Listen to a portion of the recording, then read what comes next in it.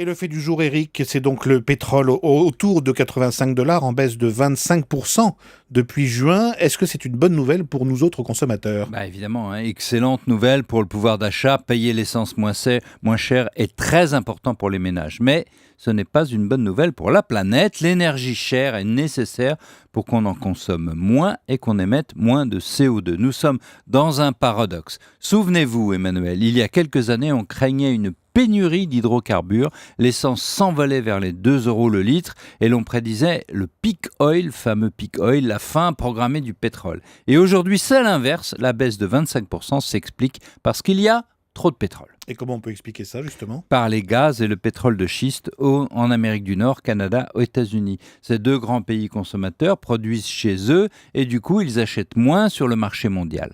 Comme la Chine ralentit, la demande mondiale est en baisse et l'OPEP, les grands pays producteurs, n'ont pas encore réduit la cadence de leur puits. Il y a donc un déséquilibre entre les marchés et du coup, ils montent, ils baissent. Et vous disiez, Eric, que c'est pourtant une mauvaise nouvelle. Oui, pour l'écologie, Emmanuel, mais aussi pour l'économie de l'énergie. Pour le comprendre, il faut savoir que quand les prix baissent, les exploitations sont moins rentables et les groupes pétroliers ont moins de quoi investir pour ouvrir de nouveaux puits dans l'océan profond ou dans l'Arctique. À moyen terme, ne pas investir, c'est préparer une explosion des prix. Même chose pour les autres énergies, les renouvelables en particulier.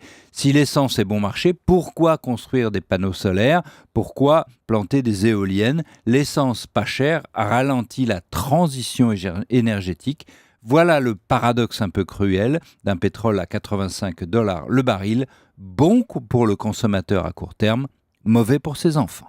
Et le Tout Éco, c'est chaque soir dans Europe Nuit avec Eric Le Boucher.